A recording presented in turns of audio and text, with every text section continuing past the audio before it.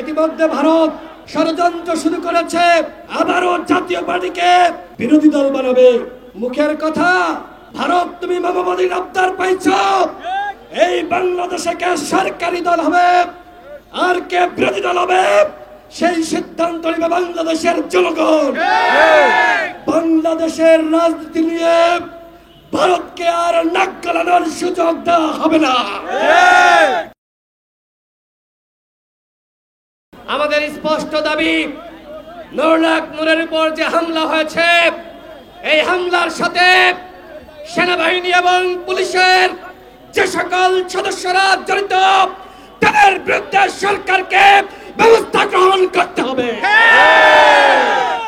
আমরা পুরো সেনাবাহিনী এবং পুলিশ বাহিনীকে দোষারোপ করছি না, কিন্তু সাংবাদিক সম্মেলন চলা অবস্থায় যারা আমাদের উপর হামলা করেছে তারা কোনোভাবেই সেনাবাহিনী এবং পুলিশ বাহিনীর সদস্য হতে পারে না। তারা আওয়ামী দোসর। অন্যথায় নূর সহ আমরা যারা কথা বলছিলাম, এই অবস্থায় আমাদের উপর হামলা করার কথা নয়। সুতরাং সেনাপ্রধানকে বলবো, পুলিশ প্রধানকে বলবো, যারা এই ঘটনায় জড়িত তাদেরকে চিহ্নিত করে অবশ্যই তাদের বিরুদ্ধে ব্যবস্থা নিতে হবে। অন্যথায় আপনারাও এই দায় এড়াতে পারবেন না। নূর এখনো পর্যন্ত হাসপাতালের বিছানায় কাতরাচ্ছে। গতকাল দেখলাম মধ্যরাতে সরকারের পক্ষ থেকে একটি তদন্ত কমিশন প্রকাশ করা হয়েছে। আমরা সরকারের এই উদ্যোগকে সাধুবাদ জানাই, কিন্তু প্রশ্ন রাখতে চাই, এখনো পর্যন্ত ভিডিও ফুটেজ থাকার পরেও কেন একজনও গ্রেফতার হলো না? কেন গ্রেফতার হলো না? তাদেরকে প্রোটেকশন কারা দিচ্ছে? এই স্বরাষ্ট্র উপদেষ্টার অনুমতি ছাড়া, নির্দেশ ছাড়া নূরের উপর হামলা হয় নাই। সুতরাং একজন জনপ্রিয় জাতীয় নেতা, জুলাই গণঅভ্যুত্থানের অন্যতম সাহসী নেতা, তার উপর যে হামলা হয়েছে, এই হামলার দায় নিয়ে এই নির্লজ্জ বেয়াদ ছোটলোক, এই অথর্ব স্বরাষ্ট্র উপদেষ্টাকে পদত্যাগ করতে হবে। এইরকম স্বরাষ্ট্র উপদেষ্টা বিপ্লব পরবর্তী সময়ে একটি অন্তর্বর্তীকালীন সরকারের উপদেষ্টা হতে পারে না। সুতরাং অবশ্যই এই স্বরাষ্ট্র উপদেষ্টাকে পদত্যাগ করতে হবে। যদি এই স্বরাষ্ট্র উপদেষ্টা পদত্যাগ না করে, এই জাতীয় নেতৃবৃন্দ, ফ্যাসিবাদ বিরোধী শক্তি, আমরা যারা এখানে এই সংহতি সমাবেশে হাজির হয়েছি, সবাইকে সাথে নিয়ে সচিবালয় ঘেরাও করা হবে এবং টেনে হিঁচড়ে এই স্বরাষ্ট্র উপদেষ্টাকে তার গতি থেকে নামানো হবে। আমার সর্বশেষ কথা, আওয়ামী লীগ যে অপরাধ করেছে, জাতীয় পার্টি কি একই অপরাধ করে নাই?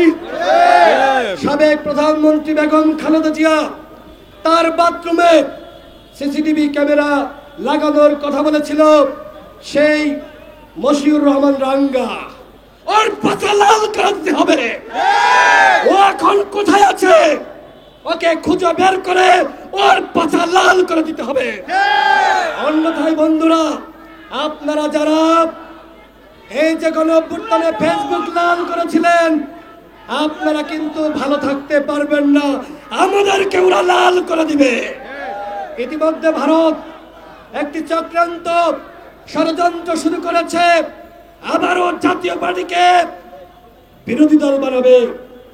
মুখের কথা, ভারত তুমি মামাবাদীর আবদার পাইছ, এই বাংলাদেশে কে সরকারি দল হবে আর কে বিরোধী দল হবে সেই সিদ্ধান্ত নেবে বাংলাদেশের জনগণ।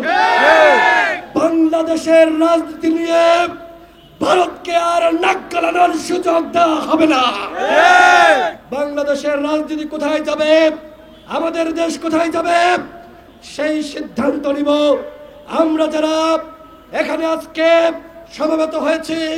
এই ফ্যাসিবাদ বিরোধী শক্তি, আওয়ামী লীগ যে পথে গেছে, চাপাকেও সেই পথে দিল্লিতে পাঠাতে হবে।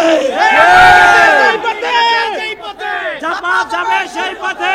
গেছে যেই পথে চাপা যাবে সেই পথে চাপা যাবে সেই পথে আপা গেছে যেই পথে আপা গেছে যেই পথে জিয়াম কাদেরের রাস্তা নাও ভেঙে দাও ঘুরিয়ে দাও ভেঙে দাও ঘুরিয়ে দাও জিয়াম কাদেরের রাস্তা নাও জিয়াম কাদেরের রাস্তা নাও ভেঙে দাও ঘুরিয়ে দাও এরশাদ একজন প্লেবয় নারী নিয়ে ফুর্তি করেছে, বাংলাদেশের গণতন্ত্রকে হত্যা করেছে, বাংলাদেশের স্বৈরতন্ত্র কায়েম করেছে। সেই এরশাদের জাতীয় পার্টি বাংলাদেশে কিভাবে 90-এর পরে রাজনীতিতে পুনর্বাসিত হলো, এর দায় রাজনৈতিক দলগুলোকে নিতে হবে। সেই সময়কার নেতৃত্ব ভুল করেছে। 24 পরবর্তী সময়ে আমরা যারা গণঅভ্যুত্থানের প্রেক্ষাপট তৈরি করেছি, নেতৃত্ব দিয়েছি, আমরা জাতীয় পার্টিকে বাংলাদেশে রাজনীতি করতে দেব না, দেব না, দেব না।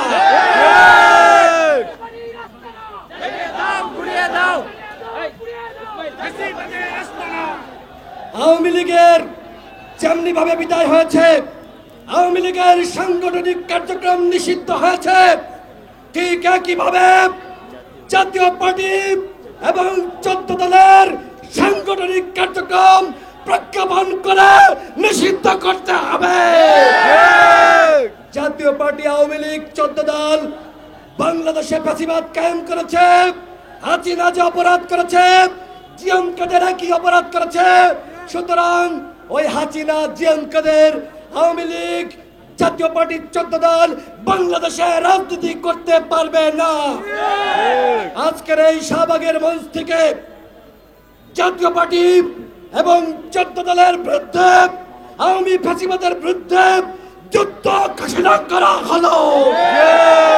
বাংলার ছাত্র জনতা, বাংলার ফ্যাসিবাদ বিরোধী শক্তি, আপনাদের প্রতি আমার আহ্বান, যদি দেশকে বাঁচাতে চান, গণতন্ত্রকে বাঁচাতে চান, এদেশের নেতৃত্বকে বাঁচাতে চান, তাহলে আপা গেছে যেই পথে চাপাকেও সেই পথে পাঠাতে হবে। আজকের এই সমাবেশে যে সকল জাতীয় নেতৃবৃন্দ উপস্থিত হয়েছেন, হাত ধরে আমরা যে একতাবদ্ধ হয়েছি, পুরো জাতিকে আমরা দেখাতে চাই। ঠিক একইভাবে বাংলাদেশের জনগণকে বলবো, আপনারা একতাবদ্ধ হন, অন্যথায় আগামীতে আমরা যদি সরকার সবাই মিলেও গঠন করি, আমাদেরকে কিন্তু ক্ষমতায় থাকতে দিবে না। আজকেও তেজগাঁতে আপনারা দেখেছেন ছাত্রলীগ, আওয়ামী লীগ কিভাবে মিছিল করেছে। ওরা কিন্তু কখনো জাতীয় পার্টির কাঁধে ভার করে, কখনো ফ্যাসিবাদের শক্তি হয়ে এই প্রশাসন, পুলিশ, সচিবালয়ে যারা রয়েছে ওরা কিন্তু ফিরে আসার চেষ্টা করছে। সুতরাং বাঁচতে চাইলে একতাবদ্ধ হন। আজকে আমরা সবাই দাঁড়াবো, হাতে হাত রেখে শপথ করবো, ফ্যাসিবাদের ঠিকানা এই বাংলায় হবে না।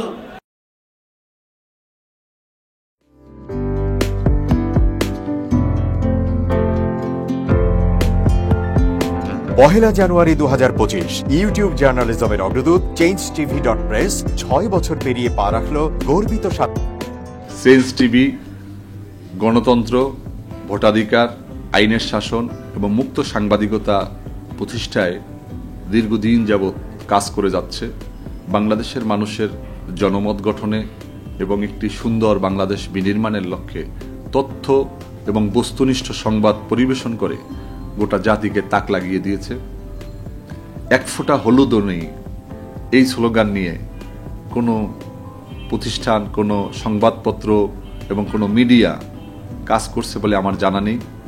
এবং বস্তুনিষ্ঠ সংবাদই যাদের প্রেরণা, যাদের একদল বস্তুনিষ্ঠ সংবাদকর্মী নিরলসভাবে একটা সুন্দর বাংলাদেশ গড়ার জন্য ক্ষুধা, দারিদ্র্যমুক্ত, শোষণমুক্ত, ইনসাফ ভিত্তিক একটা কল্যাণ রাষ্ট্র প্রতিষ্ঠার জন্য নিরলসভাবে কাজ করে যাচ্ছে, তার নাম হচ্ছে চেঞ্জ টিভি। বাংলাদেশ লেবার পার্টির পক্ষ থেকে আমি চেঞ্জ টিভির দর্শক, শ্রোতা এবং কলাকুশলী, বিজ্ঞাপনদাতা সবাইকে জানাই আন্তরিক শুভেচ্ছা, অভিনন্দন। 6টি বছর খুব বেশি নয়, 6টি মাস বা বছর একটা শিশু বয়স থাকে। এই শিশু বয়সে চেঞ্জ টিভি যা অর্জন করেছে তা কৈশোরে গিয়ে হয়তো আরো অনেক অনেক বড় আকারে ধারণ করবে। আমি বিশ্বাস করি যে বাংলাদেশের সেন্স টিভি শুধু অনলাইন ভিত্তিক নয়, এটাকে আমরা স্যাটেলাইট হিসাবে দেখতে চাই। বাংলাদেশের মানুষ এই সেন্স টিভির মাধ্যমে আরেকটি স্বপ্নকে তারা বাস্তবায়নের দিকে এগিয়ে যাবে। changeTV.press, এক ফোঁটা হলুদ নেই।